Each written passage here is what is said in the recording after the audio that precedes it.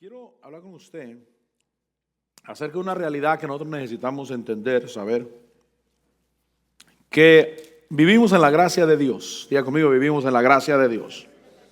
Pero como dice Pablo, esa gracia no es para pecar, no es libertad para pecar. Dice Pablo que a libertad fuimos llamados, solamente que no uses esa libertad como pretexto para la carne. Es decir, que a Dios sí le interesa que tengamos una buena conducta. Y cuando yo miro la Biblia me enseña cómo los que Dios ha usado, ellos han sido personas apartadas, íntegras, de buena conducta.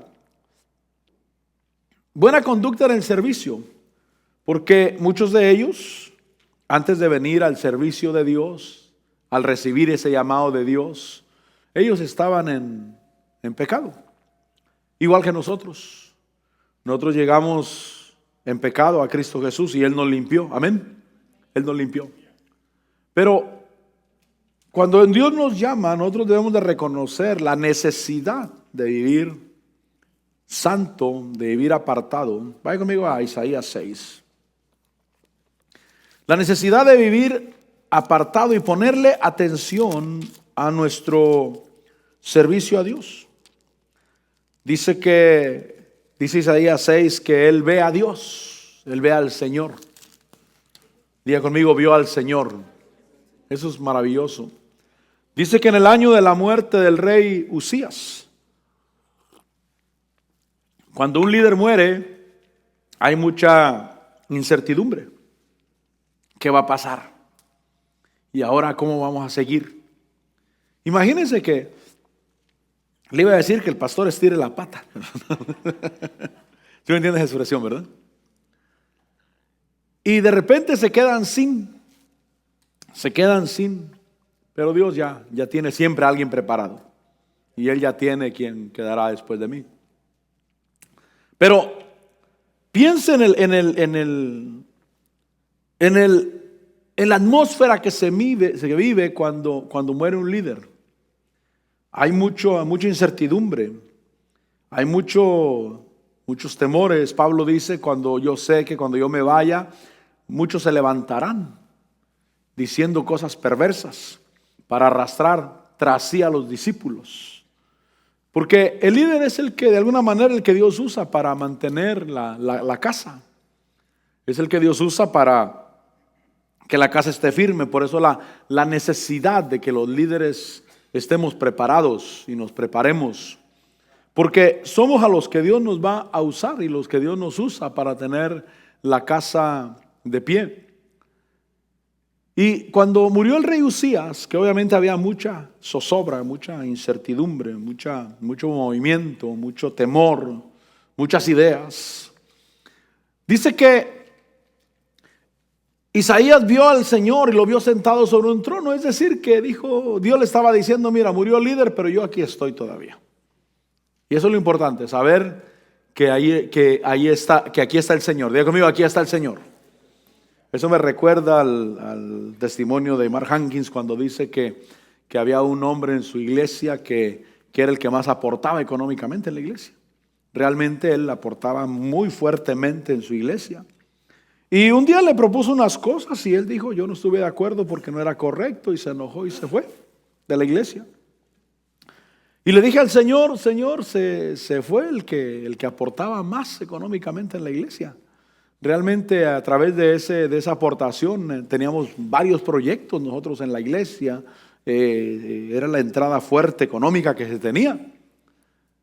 Dice, y se fue el que aportaba más. Y y el Señor me dijo, no, el que aporta más aquí está todavía, no se ha ido. Y dice, pues me gustaría que me dijeras quién es, porque yo no lo miro. Dijo, el que aporta más de todos soy yo, dijo el Señor. Y yo no me he ido, yo aquí estoy con ustedes todavía. Y entonces el Señor está diciendo ahí, cuando muere Usías, que Él está ahí. Dice que vi al Señor sentado sobre un trono alto y sublime, y la orla de su manto llenaba el templo. Versículo 2, por encima de él había serafines, y ahí está la visión. Esos serafines, fíjense que yo me di cuenta que el chisme de los serafines, ¿sabe cuál es el chisme de los serafines? es decir que el Señor es santo. Porque uno al otro, dice, por encima de él había serafines, cada uno tenía 6 alas y bueno, cubrían y todo eso.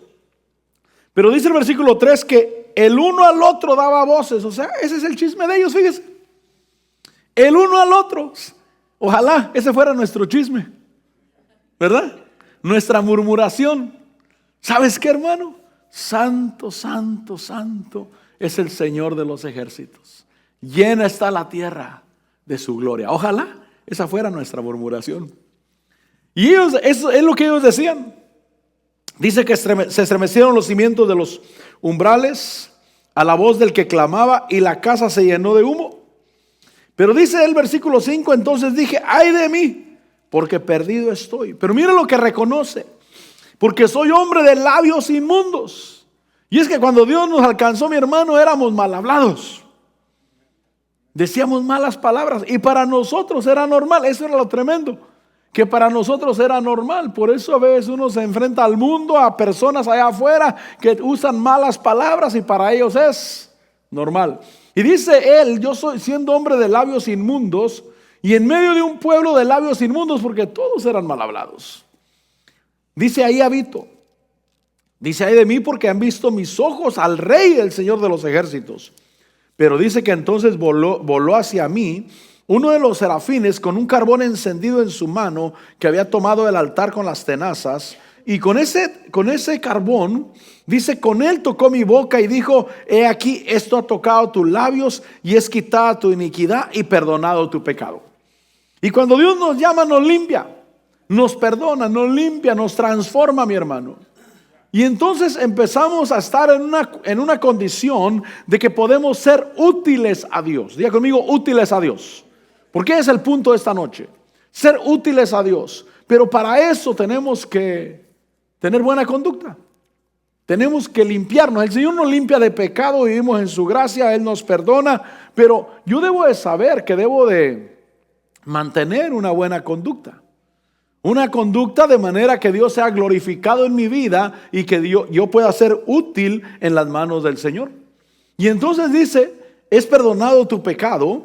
Dice el versículo 8, y oí la voz del Señor que decía, ¿a quién enviaré y quién irá por nosotros? Entonces respondí, heme aquí, envíame a mí. Y él le dijo, ve y di a este pueblo. Y entonces hay un envío de parte de Dios, pero es alguien que Dios empieza a usar. ¿Cuántos queremos ser usados por el Señor? Yo quiero ser usado por el Señor.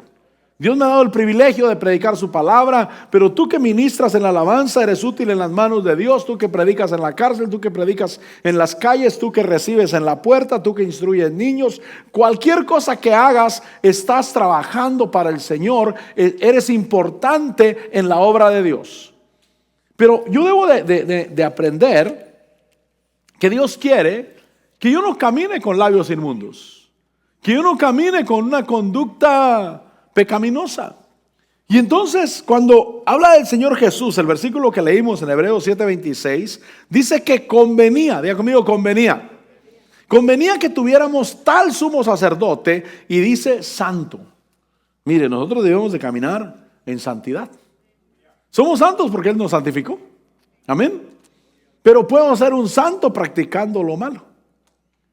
Es decir, que el Señor me sacó del pecado. Amén. Me sacó de un lugar. Me sacó del sujeto, pero no quiere que practique el verbo. Es decir, que me sacó del pecado y no quiere que yo practique el pecado. Porque Él ya me sacó del pecado, pero puede ser que al que liberó del pecado, practica el pecado. ¿Sí me entiende? Y entonces Dios quiere que yo camine en santidad. Y entonces convenía que tuviéramos tal sumo sacerdote santo, inocente, inmaculado, o sea, sin mancha, y apartado de los pecadores. Diga conmigo, apartado de los pecadores. Y uno se pregunta, ¿cómo que apartado de los pecadores? Si dice la Biblia que comía con pecadores. Dice la Biblia que él se juntaba con ramera, la recibía, los publicanos, pero apartado de los pecadores en el sentido de que no practicaba el pecado con ellos. Amén. Apartado de los pecadores porque Él se apartaba de acompañarlos en hacer el mal o hacer el pecado. Yo debo de practicar el evangelizar, tengo que tener un contacto con el mundo secular, con los pecadores, para hablarles del evangelio, para ser ejemplo para ellos.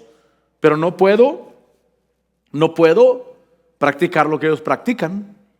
No debo de practicar lo que ellos practican. Y entonces debo de santificarme. Debemos de ser escogidos sin defecto. Dice Génesis capítulo 6, porque quiero que pensemos en los que Dios ha usado. Porque llegamos sucios, mi hermano, al evangelio. Y cuando metemos los pies, Dios nos perdona. Venimos a Él y confesamos nuestros pecados. Él es fiel y justo para perdonarnos y para limpiarnos de toda maldad. Pero debe de haber una intención profunda en nuestro corazón de apartarnos del pecado, de apartarnos de lo malo. Es decir, dice Pablo, que el que robaba, que no robe más. El que era mal hablado, ya no es mal hablado. El que practicaba lo malo, que se aparte de eso malo, porque ahora es un siervo de Dios, que Dios lo ha llamado y Dios lo ha limpiado. Y en Génesis capítulo 6, versículo 9, dice: estas son las generaciones de Noé. Y mire cómo era Noé. Noé era un hombre justo. Diga conmigo, justo. Nosotros somos justos porque el Señor Jesús nos justificó, porque Él se encargó de justificarnos. Ahora sí que fue borrón y cuenta nueva. Y por eso cuando aquella mujer que fue encontrada en el pleno acto del adulterio la trajeron al Señor Jesús, y le pregunta el Señor Jesús: mujer, ¿dónde están los que te condenaban? Dijo: todos se fueron, no hay ninguno. Y dijo: ni yo te condeno. Esa es la misericordia de Dios.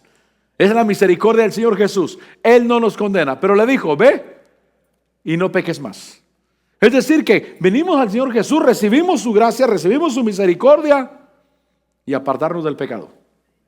A decir: Señor, gracias por tu misericordia, te voy a honrar en la tierra. Voy a ser un vaso útil en tus manos. Y entonces dice ahí que Noé, el hombre que Dios escogió, diga conmigo, Dios escogió. Creo que estamos aquí porque Dios nos escogió, mi hermano. Dios nos escogió de entre los pecadores, Dios nos escogió de entre el mundo. Dijo el Señor Jesús cuando oró de sus discípulos, dijo: tuyos eran, estaban en el mundo, pero no eran del mundo, tú me los diste a mí, dijo. Y nosotros fuimos entregados al Señor Jesús. Y entonces Noé era un hombre justo, y dice que era perfecto entre sus contemporáneos, y dice que Noé andaba con Dios. Y usted sabe el uso que Dios le dio a Noé para preservar la raza humana, para hacer un arca, para traer la ayuda de Dios para el ministerio de Noé. Pero Noé, un hombre justo, Noé, un hombre perfecto entre sus contemporáneos, y dice que Noé andaba con Dios. Ahí se lo pusieron en inglés para los que no saben español. Mira, dice Lucas capítulo 1. Piense: Dios me escogió. Diga otra vez conmigo: Dios me escogió. Pero ahora dignifiquemos a Dios con nuestra vida. En Lucas capítulo 1, versículo 5. ¿Estamos ahí? Dice: hubo en los días de Herodes, rey de Judea, cierto sacerdote llamado Zacarías, del grupo de Abías, que tenía por mujer una de las hijas de Aarón, que se llamaba Elizabeth. Pero miren lo que dice el versículo 6. Dice: ambos eran justos delante de Dios. Diga conmigo: justos delante de Dios. O sea, Dios pone los ojos, mi hermano. Por eso cuando el Señor escoge a alguien, dice: por cuanto fuiste fiel en lo poco, sobre mucho te pondré. Porque Dios escoge. Dios pone a quien Él quiere. Él quiere usar para su gloria. Él quiere bendecir abundantemente, mi hermano. Pero fíjese que Dios mira el corazón. Y ahí dice que ambos eran justos delante de Dios y se conducían intachablemente, sin mancha, sin tachas, sin errores. Se conducían intachablemente en todos los mandamientos y preceptos del Señor.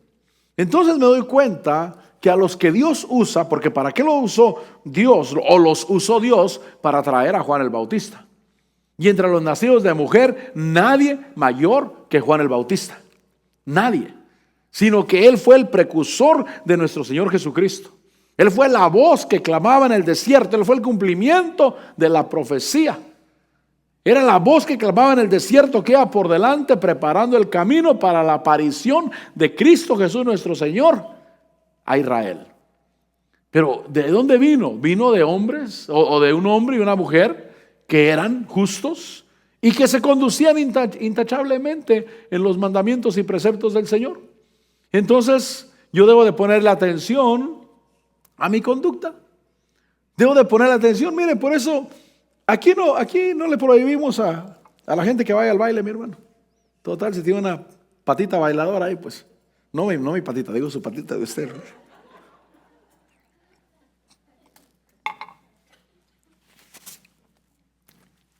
Yo no sé si a usted le gustó bailar en el mundo, pero a mí no me gustó, me encantó, hermano.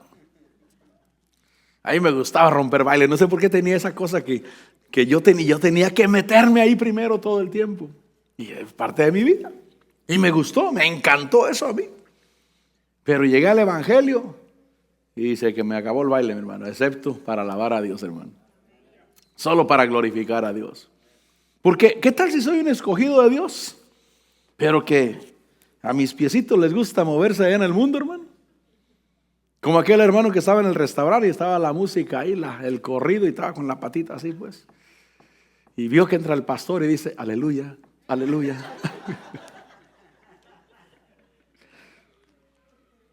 Pero a mí se me acabó eso. ¿Por qué cambié mi conducta? Primeramente porque llegué a Dios. Y porque sé que Dios me santificó. Que Dios me llamó al Evangelio. Y yo sé que Dios usa a aquellos que se apartan. En este caso, se conducían intachablemente y eran justos. Dice Hechos capítulo 23. Vaya conmigo a Hechos capítulo 23. Yo sé que usted no se imagina al pastor bailando y no se lo imaginen, ¿no? Porque necesitaría imaginárselo por lo menos con 50 libras menos, por lo menos. Por lo menos. Pero no puedo practicar lo malo diciendo, vivo en la gracia de Dios. Dios me perdona. Alguien preguntó, dijo, ¿y si yo voy y peco y después vengo y le pido perdón a Dios, Dios me perdona? Sí, pero ¿cómo sabes que vas a tener la oportunidad de venir a pedir perdón? Además vas a perder cosas que Dios tiene para tu vida. Y yo creo que muchos han perdido cosas que Dios tenía para ellos. Quizás porque confiaron en la gracia. Hay que confiar en la gracia, pero confiaron en que la gracia les permitía hacer cualquier cosa, meterse en cualquier cosa, y perdieron lo que Dios tenía para ellos. Y en Hechos capítulo 23 dice que Pablo, mirando fijamente al concilio, dijo, hermanos, ¿estamos ahí? ¿Sí? Dijo, hermanos, hasta este día, mire Pablo, el que Dios usó, el perito arquitecto de la iglesia, dice, hasta este día yo he vivido delante de Dios con una conciencia perfectamente limpia. Entonces Dios miraba a las personas, por sus obras no puede alcanzar, pero tiene toda la intención del mundo. Porque por nuestras obras no podemos alcanzar, pero tenemos el deseo y le ponemos empeño. Señor, tú eres mi Señor, tú me salvaste, tú me santificaste, Señor, yo quiero apartarme para ti. Sé que ahora soy tuyo, Señor. En el Antiguo Testamento estaban los nazareos. Y los nazareos, algunos nacieron ya como nazareos. Es decir que Dios le habló a los padres, como en el caso de Sansón. Y la madre se tenía que abstener de vino desde antes de que el niño naciera, porque el niño sería un nazareo, un consagrado para Dios. Y yo creo, hermano, que Dios tiene gente preparada, personas preparadas que dice, yo lo voy a usar para mi gloria, voy a poner mi unción sobre él y va a ser una bendición en esta tierra, me va a ser un instrumento. Pero necesitamos considerar, Señor, ¿me estás llamando a que me aparte? Porque si yo miro el ámbito cristiano, mi amado, el ámbito cristiano el día de hoy hay mucho libertinaje. Como que la puerta se abrió para hacer muchas cosas malas. Y cuando alguien dice, mira, yo también soy cristiano, uno dice, ¿a poco de veras? No se nota, no se mira, porque el cristiano sabe que tiene un Señor, sabe que tiene un Dios, y sabe que es un instrumento en las manos del Señor y que tiene que prepararse, tiene que llenarse. Aquella vez que yo di una predicación y que el mensaje era que hay que ser la luz del mundo. Recuerdo que antes de la predicación, en la tarde, fui a acostarme un rato ahí y tuve una experiencia con Dios. Cuando se me mostró que para poder dar luz en el mundo hay que estar conectados con Dios. Y para tener el poder hay que estar conectados con Dios. Ya conmigo, conectados con Dios. Porque recuerdo que me enseñaron un foco, con un pedazo de cable como así y un foco. Y conectaban el cable al tomacorriente y el foco prendía. Y me decían, mira. No se me olvida porque decían, mira. Y lo conectaban y chum. Y me decían, mira. Lo desconectaban y el foco se apagaba. Y otra vez me decían, mira. Y lo conectaban y el foco prendía. Y después un motor de una licuadora, pero sin vaso, solamente el motor. Me decían, mira. Y conectaban el motor al tomacorriente y el ruido que hacía el motor. Y me decían, mira. Y lo desconectaban. Una era la luz, el otro era el poder, obviamente. Porque nosotros necesitamos saber que solamente conectados con Dios. Por eso nos toca predicar. Hay que prepararnos, mis hermanos. Hay que asegurarnos que estamos conectados con Dios. Me toca dirigir la alabanza. Hay que asegurarnos que estoy conectado con Dios. Me toca tocar un instrumento, cantar lo que me toca hacer. Señor, solamente con tu poder, solamente con tu gracia. Es apartarse. Yo sé que Dios, su gracia es abundante, mi hermano, y su ayuda es abundante, pero yo tengo una responsabilidad delante del Señor también. Y entonces Pablo dice, yo he vivido delante de Dios con una conciencia perfectamente limpia. El capítulo 24, el siguiente capítulo 24, dice el versículo 16. Dice, por esto yo también me esfuerzo por conservar siempre una conciencia, mire lo que dice, irreprensible, pero mire lo que dice, delante de Dios y delante de los hombres. Diga conmigo, delante de Dios y delante de los hombres. Recuerdo que mi pastor nos decía, no vaya a ser que te roba las cosas del trabajo y tu compañero de trabajo viene a la iglesia y te encuentra de ujera en la puerta. ¿Se imagina yo echando chistes colorados allá con el compañero de trabajo y llegando a la iglesia me encuentra de ujier en la iglesia, recibiendo, saludando a los hermanos? Va a decir, ¿y este? Si yo lo conozco en el trabajo, ¿cómo es? Si yo conozco allá que hasta el diablo se tapa la cara de vergüenza. Dice, por esto yo también me esfuerzo por conservar siempre primeramente una conciencia irreprensible, pero dice delante de Dios, pero también dice delante de los hombres. Y entonces cuando yo quiero ser útil en las manos de Dios, debo de saber que debo de consagrarme para Dios. Debo de, Señor, yo soy tu hijo, soy tu siervo, Señor, y hay cosas que simplemente a mí no me van porque me contaminan. Hay lugares que me pueden contaminar. ¿Sabe que las cosas, sobre todo las cosas del mundo, son muy pegajosas, hermano? Hay cosas, hermano, y el diablo está mirando, el diablo está escuchando. Todo lo que dices, el diablo está escuchando. Recuerdo que había una canción mundana que tenía, yo creo, no sé, unos 20 años que yo no la escuchaba. Y un día estábamos viendo la televisión ahí en la casa de mi hermano mayor, y una televisión secular, un canal secular. Y de repente salió una canción ahí y dijo mi cuñada, dijo, órale cuñado, dijo, para que te acuerdes de tus tiempos. Y yo dije, no, esa cosa ni fu ni fa. ¿Quieren que me acuerde de mis tiempos? Le dije, pónganme esta. Lo dije de relajo, ¿verdad? Porque son de las que me gustaban a mí. Al otro día salí alrededor de mi casa a caminar y el vecino puso ahí su música, hermano, y esa canción. Y yo no la había escuchado. Por 20 años quizás.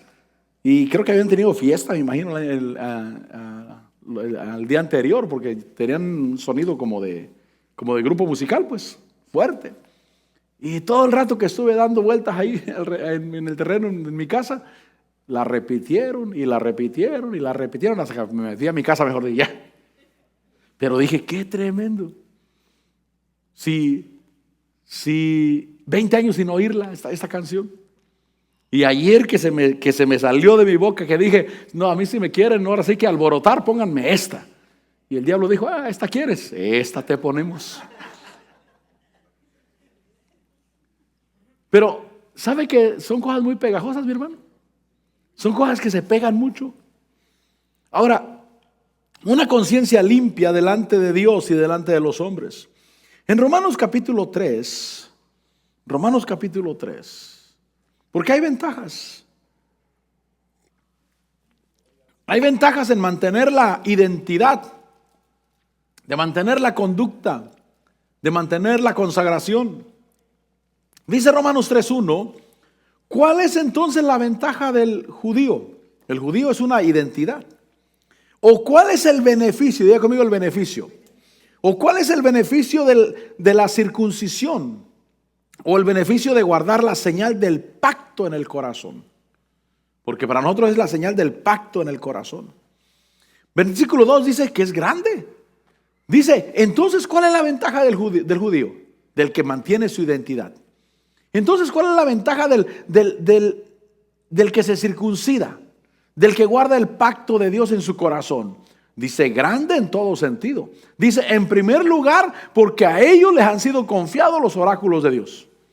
En primer lugar, porque a ellos les han sido confiados la palabra de Dios. Yo quiero que Dios me confíe su palabra, mi hermano. Que Dios me confíe su palabra. Cualquier cosa que Dios me quiera confiar, Señor, quiero ser responsable delante de ti con lo que tú me confías. Dice, ¿cuál es la ventaja del judío? Es grande. ¿Cuál es la ventaja de la circuncisión? Es grande en todo sentido. Yo sé que todos vivimos bajo la gracia, pero apartarse del pecado es grande el beneficio, mi hermano. Vivir en la consagración de Dios. Señor, aquí estoy para ti. Yo debo de apartarme del mundo, del pecado, Señor, porque es grande el beneficio. Primeramente, se me ha confiado la palabra de Dios. Se me ha confiado los oráculos de Dios, para que seamos los portadores de la palabra de Dios. En Filipenses capítulo 3,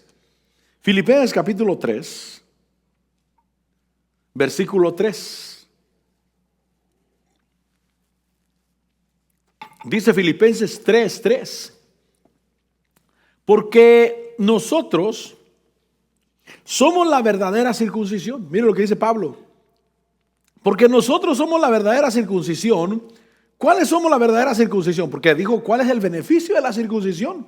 Bueno, nosotros somos la verdadera circuncisión, que adoramos en el Espíritu de Dios y nos gloriamos en Cristo Jesús, no poniendo la confianza en la carne. Esa es la verdadera circuncisión, los que adoramos en el Espíritu de Dios. Diga conmigo, en el Espíritu de Dios. Yo quiero cuando me acerco a Dios, en espíritu y en verdad, mi hermano, acercarme al Señor. Señor, aquí estoy. Quiero tocarlo. Quiero saber que Él es una realidad. Debo de saber que Él es una realidad, que Él se puede mover en medio nuestro. Yo no quiero venir a la iglesia solamente por religión. Yo no quiero venir a la iglesia por costumbre solamente. Amén. Qué bueno que tenga la costumbre de venir a la iglesia, pero vengo a acercarme a Dios, a tocar al Señor, a experimentar a Dios. Quiero subir a su presencia, a adorarlo, a bendecirlo. Entonces adoramos a Dios, nos gloriamos en Cristo Jesús. Esa es nuestra señal del pacto o de circuncisión. Y el versículo 4 dice, aunque yo mismo podría confiar también en la carne. Y entonces habla de algunas cosas que Pablo tenía que no le servían para justificarse delante de Dios, pero que son útiles a la hora de presentar buena conducta. En ese caso era judío, obviamente, y era para los judíos. Versículo 5 dice, circuncidado en el octavo día, del linaje de Israel, de la tribu de Benjamín, hebreo de hebreos, en cuanto a la ley fariseo, en cuanto al celo perseguidor de la iglesia, en cuanto a la justicia de la ley, hallado irreprensible. Y dice él, pero todo lo que para mí era ganancia, lo he estimado como pérdida por amor de Cristo. Es decir, que cuando Pablo se dio cuenta que esas cosas no lo podían salvar, que la única manera de ser salvo es por la sangre de Cristo Jesús, por el sacrificio de Cristo Jesús. Pero él tenía estas credenciales en su vida cuando Dios lo alcanzó, cuando Dios lo tomó. ¿Sabe, mi hermano? Los llamados de Dios, dice la Biblia, son irrevocables, pero hay un testimonio del Espíritu en nuestro corazón. Realmente, dentro de tu espíritu, tú sabes para qué Dios te ha llamado. Lo que queremos es que se manifieste en el tiempo de Dios. Porque si yo lo apresuro, primeramente, si no estoy preparado, voy a echar a perder las cosas.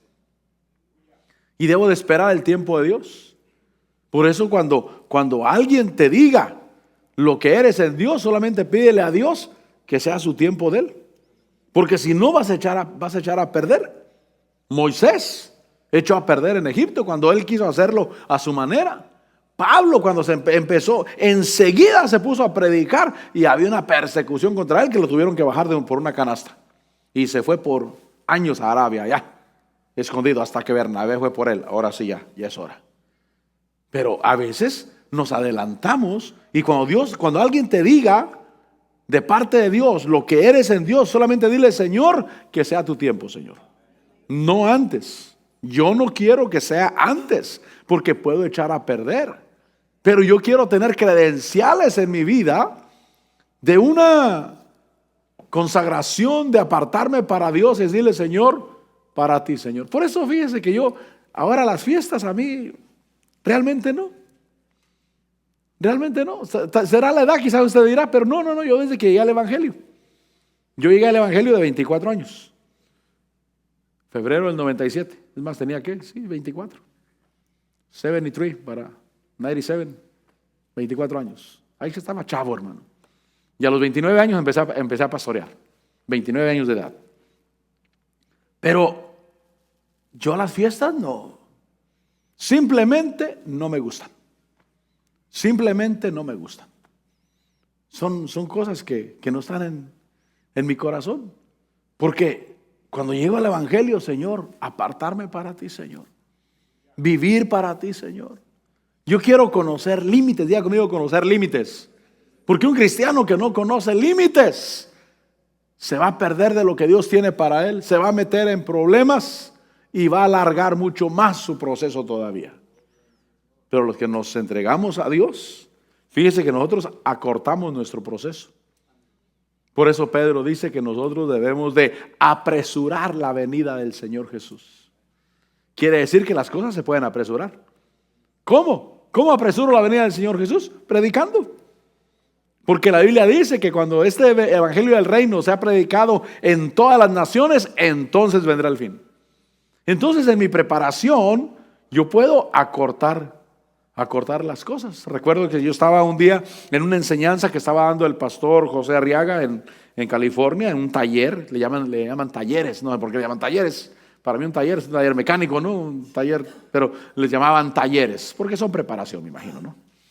Y la enseñanza era llamados ministeriales, y como a mí me interesaba el tema, yo no era pastor, pero me interesaba el tema, me fui a meter ahí. Y entonces al final después hubo preguntas y le preguntaron a él, ¿qué pasa con alguien que Dios lo llamó y se va al mundo? Y dijo, va a retrasar la manifestación del llamado. Yo no quiero retrasarla. Yo no quiero que se alargue más, sino, Señor, a tu tiempo, Señor. Y entonces dice Pablo que lo bueno que él tenía para justificarse delante de Dios no le servía. Dice, lo que para mí era ganancia lo he estimado como pérdida por amor de Cristo. Elijo a Cristo para justificarme, para ser salvo, para recibir la justicia de Dios. Pero debo de tener una conducta que honre a Dios. Primera de Timoteo, capítulo 3. Así es que te voy a dar un consejo, apártate del pecado. Apártate del pecado. Yo conozco por lo menos una hermana que ella es cristiana y el marido no. Ahí es que el marido la lleva a las fiestas, a las bodas, a todo eso, y ella pues obviamente a su marido y está bien, pero va contra su voluntad, obviamente. Ella trata de honrar a Dios en todo y tratar de mantener su hogar también, obviamente, porque el marido pues es un buen marido, solamente que no conoce a Dios y no camina en el evangelio de Dios. Pero yo debo de apartarme para Dios. Y en 1 Timoteo capítulo 3 versículo 2 encontramos los requisitos de un obispo. ¿Sabe que sí es importante la conducta? Es importante la conducta, mi hermano. ¿Qué es un obispo? Un supervisor. Alguien que supervisa. Y entonces dice que un obispo debe ser pues irreprochable. No le pueden reprochar cosas. También marido de una sola mujer. Es decir, que tenga una a la vez, como dijo alguien. O sea, llegamos al evangelio y llegamos como llegamos, hermano. Algunos casados, otros divorciados, otros juntados, otros dejados y de todo. Pero llegas al evangelio, Dios te lava y ahora sí, Señor, quiero caminar en orden. Es decir, que no quiero cambiar a cada rato de cónyuge. ¿Se imagina el pastor cambiando de cónyuge a cada rato? Dice el apóstol que él tiene una hermana ahí en la iglesia que ya hasta le piensa, dijo, a ver con quién va a llegar esta hora. Cada año, cada 2 años, pastor, le presento a mi nuevo esposo. Pero ya, creo que ya dejó atrás a la samaritana, ya le ganó. ¿Sabe? Mire, hablando del matrimonio, no todo es color de rosa, mi hermano. Pero Dios quiere que honremos en nuestro matrimonio, que le honremos a Él. Y entonces dice ahí que el obispo debe de ser marido de una sola mujer. O sea, debe llegar un momento cuando uno dice, ya, ahora sí, me voy a calmar. Ya estuvo, ya. Es hora de honrar a Dios. Es hora de tomar una mujer y con esta por el resto de la vida. Por eso los que se casan, agarren un consejo. Con la que se casen es para el resto de su vida. O así debería de ser por lo menos. Eso de estar probando, hermano, y eso de que ahorita no nos casamos porque estamos viendo a ver si funciona. Y quieres servirle a Dios. Y quieres que Dios te use. Yo creo en la gracia, mi hermano. Yo creo en la unción, yo creo en el favor de Dios. Pero también tenemos una responsabilidad. Y el requisito del obispo, marido de una sola mujer, sobrio, prudente, de conducta decorosa, hospitalario, apto para enseñar, no dado a la bebida, no vendido a la bebida, no pendenciero o no peleonero, pues.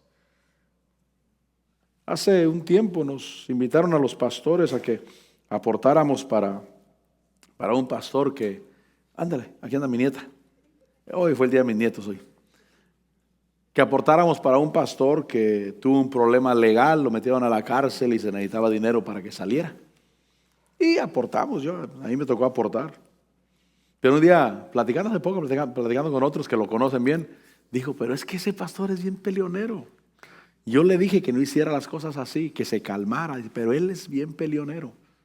Él todo el tiempo pelea, todo el tiempo está discutiendo. Obviamente lo metieron al bote. Y después nos tocó, no nos obligaron, simplemente nos invitaron a que aportáramos para la ayuda económica para que aquel saliera de la cárcel. Pero fíjese, hermano, que el supervisor no debe de ser pendenciero. Pendenciero es que no debe de ser peleonero. Por eso, aprende a caminar en paz. El Señor Jesús dijo, aprender de mí que soy manso y humilde de corazón. Pero si soy de pocas pulgas, mi hermano, si eres mujer y a las primeras palabras te quitan los aretes y te amarran las greñas. Porque hay mujeres así, hermano. Hay mujeres que con 2 palabritas ya se están quitando los aretes y tranquila, no es para tanto. No hay que ser peleonero porque es la sierva de Dios que profetiza, hermano. Entonces tengamos ese cuidado. Fíjense los requisitos del supervisor. Sigue diciendo ahí, no pendenciero, sino amable. No contencioso, no avaricioso. Avaricioso es el amor al dinero. ¿Quién es el que ama el dinero? El que todo el tiempo quiere algo más. Y codo como él solo.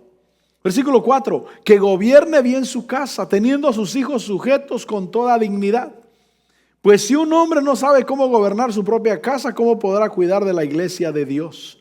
Dice también que no un recién convertido, no sea que se envanezca y caiga en la condenación en que cayó el diablo.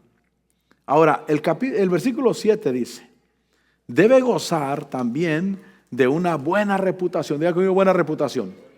Pero dice, entre los de afuera de la iglesia. Debe de gozar también de una buena reputación entre los de afuera de la iglesia, pero ahí dice, ¿para qué? Quiero que entendamos para qué.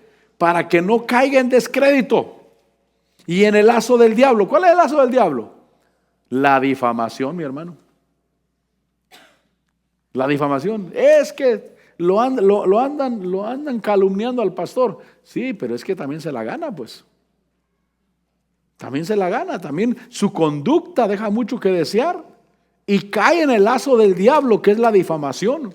Y entonces dice que debemos de gozar de una buena reputación entre los de afuera de la iglesia para que no caiga en descrédito. ¿Qué es descrédito? Ya no se le cree nada, hermano.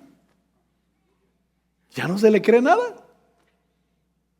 Y entonces empiezan los problemas por causa de la conducta. Tenemos una responsabilidad de conducta, mi hermano. Porque la gracia es abundante para usarnos poderosamente, mi hermano.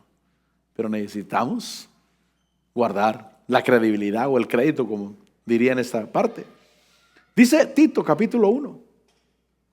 Tito capítulo 1. ¿Cuántos queremos ser usados por el Señor?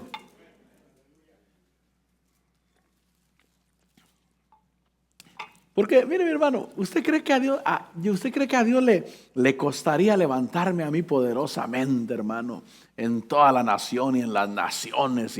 ¿Usted cree que sería difícil para Dios? No, nada. Él simplemente dice, con este y con este. Yo pongo de mi espíritu y lo voy a usar a mi gusto. Pero yo tengo una responsabilidad. A veces uno no quiere que se le den cosas a uno que va a echar a perder. Yo siempre he dicho que si yo hubiera tenido documentos legales allá en los 90, hermano, yo los hubiera perdido. Era borracho, era trabancado como yo solo, hermano. Me hubiera pasado la vida pasando pollos en la frontera, hermano. Porque mi conducta siempre ha sido mala, pues. Siempre nunca fue ordenada. Quizás Dios dijo, hasta que agarres un poquito de templanza tú en tu carácter, porque vas a echar a perder. Pero eso serían los documentos legales. Pero ¿qué tal la unción del Señor? El llamado del Señor. Te voy a usar poderosamente, voy a derramar de mi unción sobre ti. Y después, hermano, nunca aprendí a controlar mi carácter.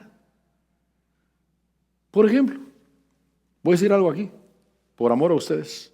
Los que estamos feitos, hermano. Amén, dice el hermano. Feitos, nunca se nos paraba ni una mosca siquiera, hermano, por la cara que teníamos.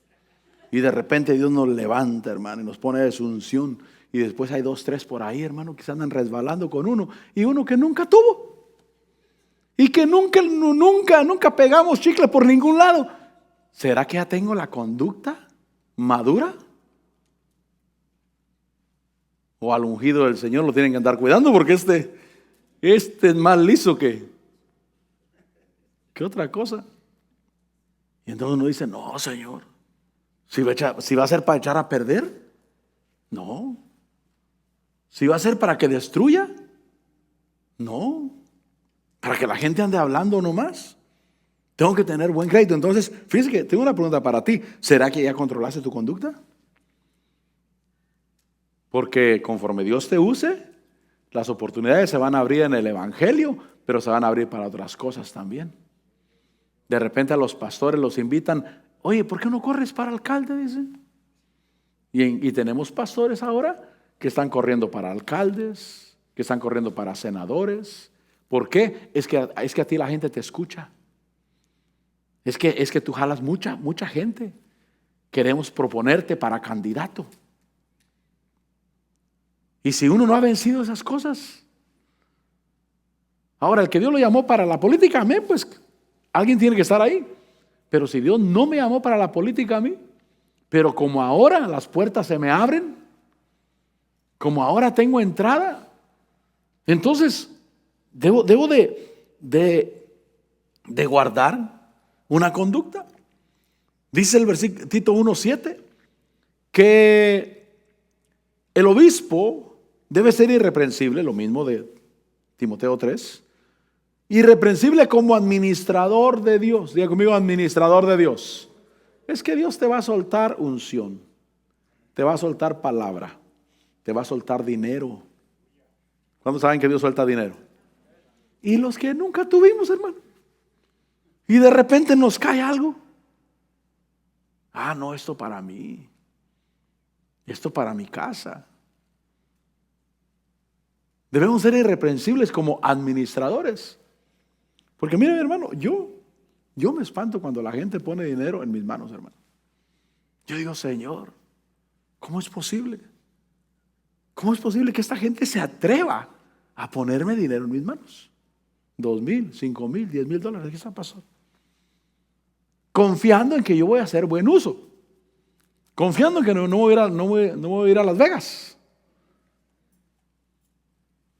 Entonces ya vencí eso, ya mi conducta está bien.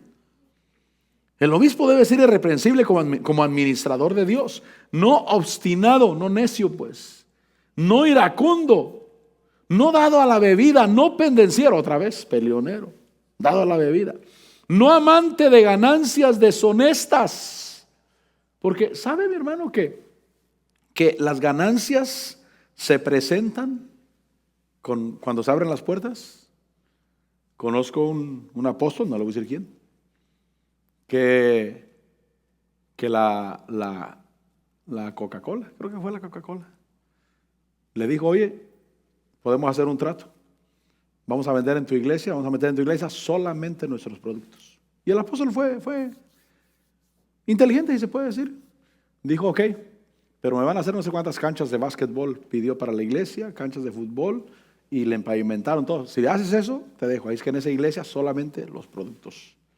Porque las puertas se abren. Las puertas se abren. Simplemente, mire, los ministros de Dios que jalan multitudes de gente, miles de gente donde quiera que se presentan, a ellos se les abren muchas puertas con los negocios de afuera, muchas puertas. Pero entonces no debe ser amante de ganancias deshonestas. Si el apóstol hubiera sido amante de ganancias deshonestas, bueno, ok, pues, pero me vas a dar tanto cada mes a mí. Y podría decir, y esto no tiene compromiso con la iglesia, esto me lo están dando a mí directamente y es mío. Y la compañía lo hubiera aceptado. Póngale usted $1,000 cada mes, ok. En tu iglesia, como son miles, solamente nuestros productos vamos a vender y te vamos a dar $1,000 mensuales para ti, para tu casa. No amante de ganancias deshonestas. Mire, piense, ya vencimos. ¿Qué tanto podría aceptar? Vuelvo a mi ejemplo. Feitos. Nunca pegamos en ningún lado, hermano. Y de repente te ofrecen la charola. ¿Qué vas a hacer? El obispo debe ser irreprensible. Dice el versículo 8, hospitalario, amante de lo bueno, prudente, justo, santo y dueño de sí mismo. ¿No cree que sí conviene ser responsable, hermano? Versículo 9. Reteniendo la palabra fiel, que es conforme a la enseñanza, para que sea capaz, para que sea útil, para exhortar con sana doctrina y refutar a los que contradicen. Versículo 10. Porque hay muchos rebeldes, y entonces dice que hay algunos que ya cayeron en descrédito. Porque hay muchos rebeldes, habladores vanos y engañadores, especialmente los de la circuncisión, a quien es preciso tapar la boca porque están trastornando familias enteras, enseñando por ganancia deshonestas cosas que no deben. Uno de ellos, su propio profeta, dijo: los cretenses son siempre mentirosos, malas bestias, glotones, ociosos. El versículo 16, mire lo que dice. Profesan conocer a Dios, pero con sus hechos lo niegan, siendo abominables y desobedientes. Pero me llamó la atención esto porque dice inútiles. ¿Cuántos queremos ser útiles? Porque el punto de hoy, mis hermanos, es pensar, ¿yo sería útil en las manos de Dios? Porque eso dice que son inútiles para cualquier obra buena. Son inútiles para hacer la obra de Dios. ¿Qué tal si te pongo de líder de alabanza y te crees la mamá de los pollitos? ¿Qué tal si hago que toques de una manera que hasta los ángeles se queden espantados de la forma que tú tocas? ¿Y eso te causa mal en tu conducta? Entonces yo quiero tener una buena conducta. Versículo 16, profesan conocer a Dios, pero lo niegan con sus hechos. El capítulo 2, versículo 3, dice, asimismo las ancianas, aquí están las ancianas, y no de edad, mis hermanos, ancianas en el Evangelio, que conocen el Evangelio, que conocen la palabra.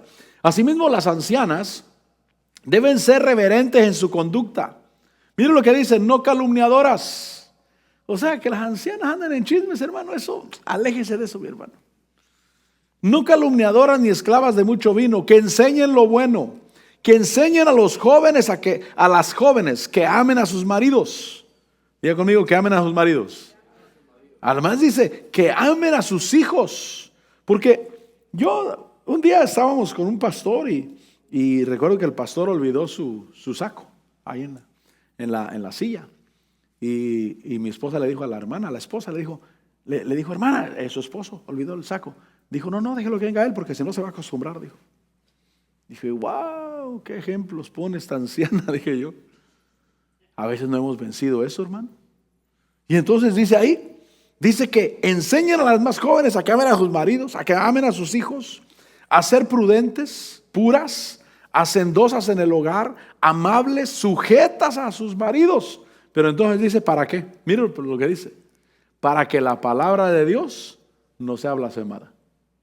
O sea, mire, que la pastora le grite al pastor, hermano, delante de toda la gente, le diga dos, tres verdades ahí y que el pastor se quede todo apenado ahí, hermano. Y entonces nos encontramos con una anciana que está haciendo que la palabra de Dios sea blasfemada.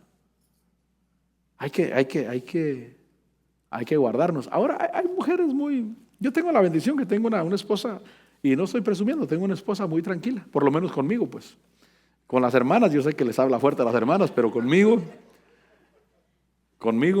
por lo menos le digo, hey, tranquila, soy el pastor, tranquila, te voy a poner en disciplina. Pero realmente yo sí he encontrado hermanas que yo noto la dificultad en ellas, porque siempre han sido toda su vida difíciles en su carácter. Y veo y me causan compasión, porque digo, esta hermana realmente tiene un problema. Y no es que ella no quiera arreglar, sino que le cuesta arreglar. Y entonces hay que buscar arreglar eso, mis hermanos. ¿Para qué? Para que la palabra de Dios no sea blasfemada. Los jóvenes, dice, exhorta, versículo 6. Asimismo exhorta a los jóvenes a que sean prudentes. Creo que el tiempo se me termina a mí, pero exhorta a los jóvenes que sean prudentes. Muéstrate, mira los jóvenes, ejemplos, diga conmigo ejemplos. Muéstrate en todo como ejemplo de buenas obras, con pureza de doctrina, con dignidad, con palabra sana e irreprochable. Y entonces dice, ¿para qué? A fin de que el adversario se avergüence al no tener nada malo que decir de nosotros. Esos son los jóvenes. Sé ejemplo. Ahora, yo trato de terminar. Iba a leer un poco más, pero Hebreos 7:26, donde comenzamos. Pero quise decirle que los que Dios usa, tenemos que apartarnos de muchas cosas, guardarnos y buscar la dignidad del llamado que Dios nos dio. Porque dice Hebreos 7:26, pasa el grupo de alabanza, vamos a darle gracias a Dios. Hebreos 7:26.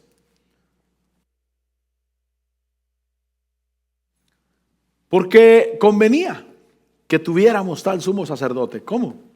Primeramente, santo. Segundo, inocente. Tercero, inmaculado. Cuarto, apartado de los pecadores. Y quinto, exaltado. Diga conmigo, exaltado. O sea, Dios te quiere exaltar. Dios te quiere dar. Yo sé que hemos enseñado, hemos dicho, Dios no comparte su gloria con nadie. Es verdad. Pero el Señor Jesús dijo, la gloria que me diste, les he dado. ¿Para qué? Para que sean uno, así como nosotros somos uno. Y entonces, primeramente, mire mi hermano, santos, inocentes, inmaculados y apartados de los pecadores. Y al último, exaltado. Que tengamos la madurez de que Dios nos pueda usar. Vamos a darle gracias a Dios. Padre, te damos gracias. Te bendecimos y te damos la gloria. Y ayúdanos, Señor. Ayúdanos, Señor, a darte lo mejor. Ayúdanos, Señor, a guardar nuestra conducta. Padre Celestial, que hagamos caso, que seamos sensibles al Espíritu Santo en nuestra vida, en nuestro corazón. Que seamos sensibles, Señor, para poder honrarte, bendecirte, glorificarte. Que podamos, Señor, realmente, Señor, honrarte a ti en esta tierra. Nos has escogido, Señor. Aquí estamos. Aquí estamos, Señor. Nos has escogido para predicar tu palabra, tener tu palabra en nuestra boca, usarnos con unción, usarnos con poder, ministrar la alabanza, orar, Señor, llevar tu palabra allá afuera. Pero Padre Celestial, no queremos ser la causa de que tu palabra sea difamada. No queremos ser la causa, Señor, de que se hable mal de ti, Señor.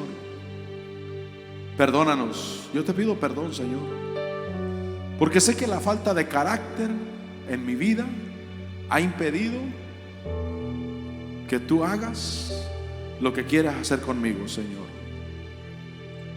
Que pudiendo yo ser de bendición para muchos, no he podido por causa de la falta de integridad de carácter en algunas áreas todavía en mi vida, Señor.